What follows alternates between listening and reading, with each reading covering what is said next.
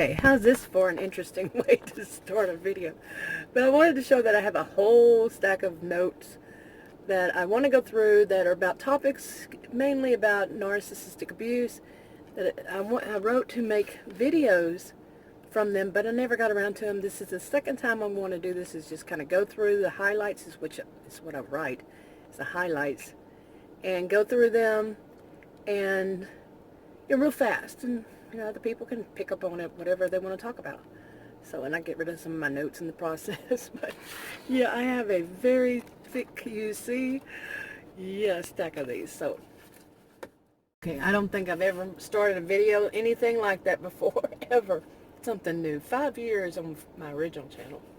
Why not start something, do something different? And anyway, here I am, sitting in this way off, far from any of these stores.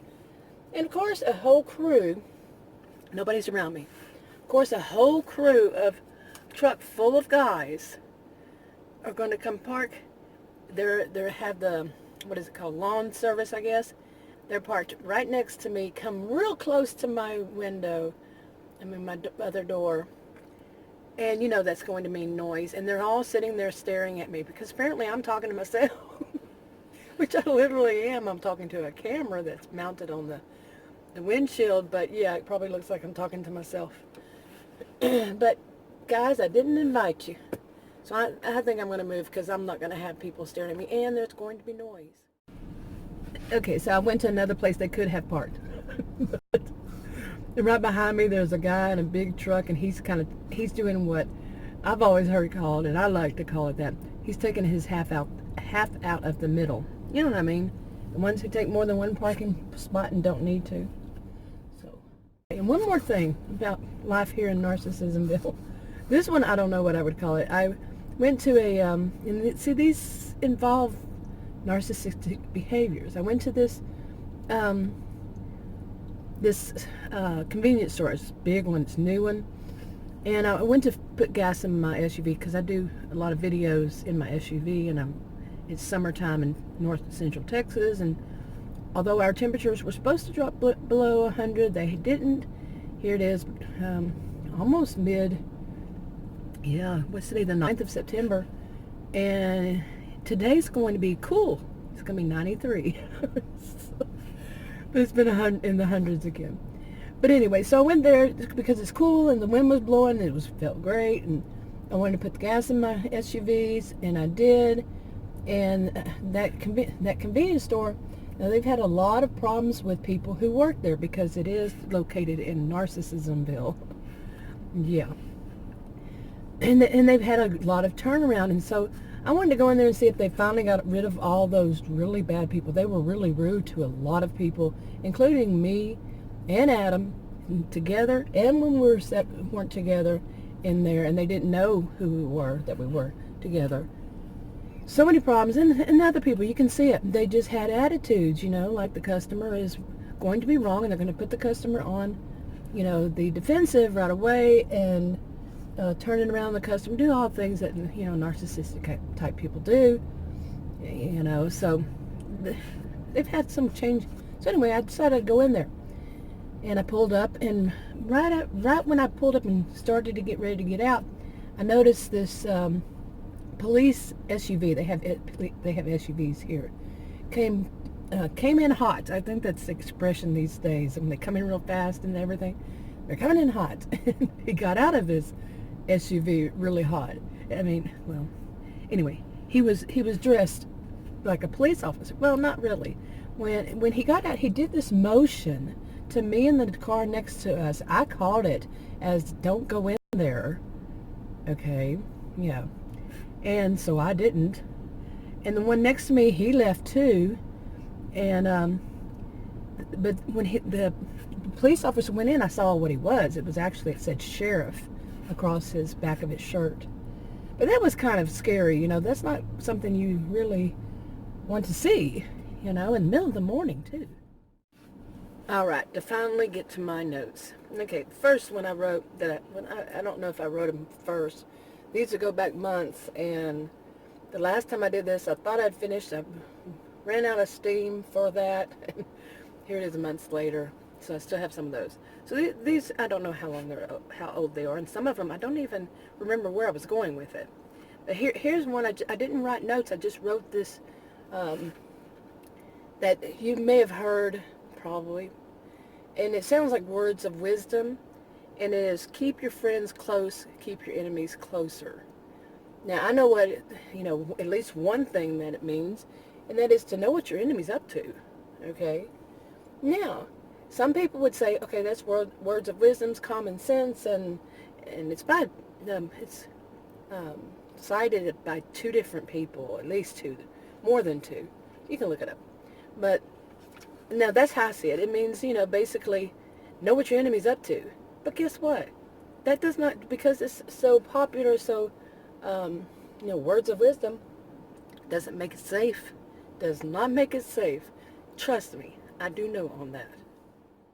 Okay, now that one I didn't write in extra notes. I just wrote the title. This one I wrote the title and some notes, but I don't know where I was going with all of it. And it was basically about dysfunctional family and dysfunctional friends. Okay, and when you have no contact with them, yet somebody in the dysfunctional family or dysfunctional friends tells you, gives you updates, tells you what the other ones are doing and what they're saying, and you're in no contact with these others. You don't want to know. You don't care to know. You've moved on. You don't need that in your life. But this friend or family member or more, they think that they're doing you a favor. And you tell them, I don't want to hear this. I don't need to hear this. But they keep doing it. Well, that person now is a scapegoat to me. Now, it could be, some people say it's the flying monkey, but it could also be the scapegoat. It could be the one who's, who has a fear now that they are going to somehow be abused by them if they don't do what they say to do.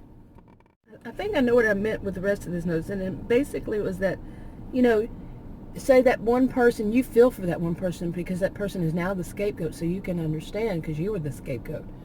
And the thing about it is, you might need to think in terms, you want to help them, but you got to think in terms of you need to be healed before you can help somebody else, or it's basically the blind leading the blind. Now, some would say that. I can't give anybody any advice, read the disclaimer below this video on YouTube. But some would say that, but some would say that you two could help one another. Personally, I think the best thing is to get a counselor and see what the counselor suggests. So, now to move on. Okay, here's another one I do videos periodically about, and that is when people say that they don't need to be professional in narcissistic abuse because they've experienced it and they know better than the professionals. And in this one I was going to say that that the as I've said before, actually, that they might have experienced it. People tend to go. There was actual research on this.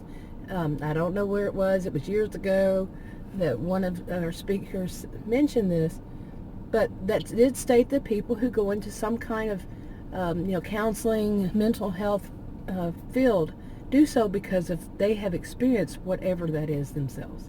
So that kind of discounts what people say now. If they would have gone to school, and they would not have learned that. So I couldn't keep it straight for it. I had to laugh on that because they wouldn't know. But anyway, but one of the things that I wrote down was that how people say that students in these fields and professors in this haven't lived outside of the ivory tower. Please, where do you think they live? Now, sure, some students, they're there for maybe 4 years. They could continue, to do their master's or PhD program, whatever, and live on campus. But do you think they never leave there? Do you really think they never live outside of there in that real world? And yes, I do remember that sitcom from years ago that basically said that, what was the name of it? It even told the story. It's a different world or something like that. But no. I lived in the dorm whenever I moved, changed university. I lived for a summer, and then some other time, for some reason, I was on the 17th floor, and the elevator didn't always work. Yeah, think about that. And I was younger then. I could do it. I could walk up those flights. But seriously, we left. Me and a group, I usually was the one to drive. We would leave. We'd have, you go to your classes, you have your dorm room, you go to, eat on the in the cafeteria there, student cafeteria, and that was many years ago, by the way. And after that, but there were times we left to go to places, to shop, to whatever we had to do. That was not on campus. So we did live in the real world too, and we had people who were living, we weren't just the whole family and all of our friends were right there. But it gives me that people say it. So yes, you can experience life outside of that, outside of the ivory tower kind of thing. Believe me, I was a career student. Yeah, I lived a lot. I've experienced a lot. Yeah. And another one, I think I basically have done videos on these two. It was about crazy making, when they try to bait you, they keep poking you so you look crazy. And even if you tell them that you're not going to take the bait, they'll use that to fight. They'll use that to start a fight with you. They're going to use anything when they're in that mood, pretty much. I mean, one size doesn't fit all, like I said. But pretty much use anything and everything. Even if you just are sitting there still, they're going to talk about how you're sitting.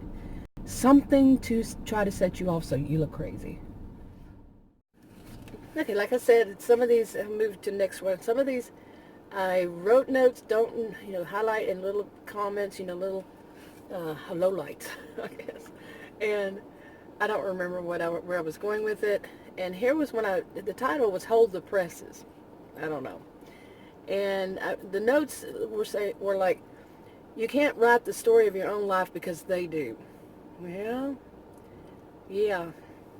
And it's always your job somehow. Okay, yeah, I can see where I was going with that. That's what it is. Anything and everything, it's your job. And you really don't have a choice because they become so abusive. And if you don't do it, and you do it, or you don't do it right, they're going to control your life on what do you spend your spare time with, on. And it's going to be whatever they think. Some of these people are that bad, okay? And you just don't get to write the story of your life. You don't get to go and do the things you need to do to build your own career, to set your own goals, even to get into a career. Yeah, because some of them are that bad. Okay, another part of that, I would say,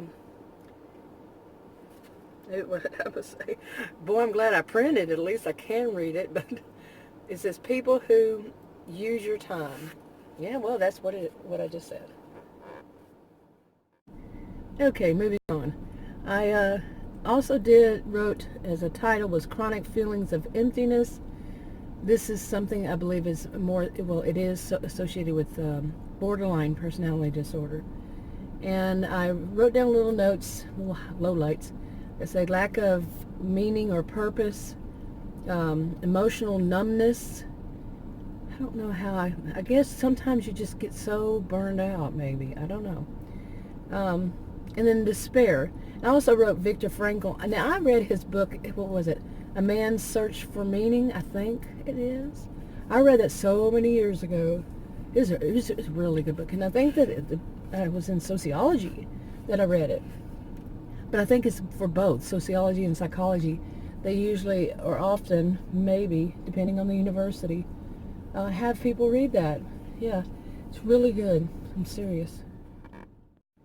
Okay, I guess I could have attached this one to the other one about students and living in the ivory tower and everything.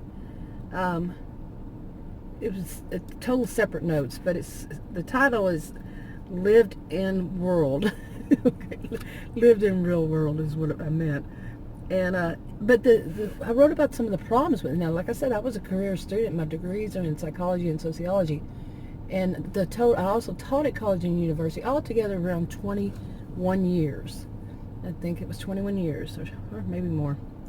But one of the things that whether you're a student or you're professor, instructor, whatever it is, wherever you are, it's very rigid. It's a very rigid life to live and to do, and it's so you have to basically be like a perfectionist, and because you're graded on this, or either way you're graded on it, and if you don't grade right, yeah, it can be problems. but it's just so very strict, and it's so very, it can be very stressful.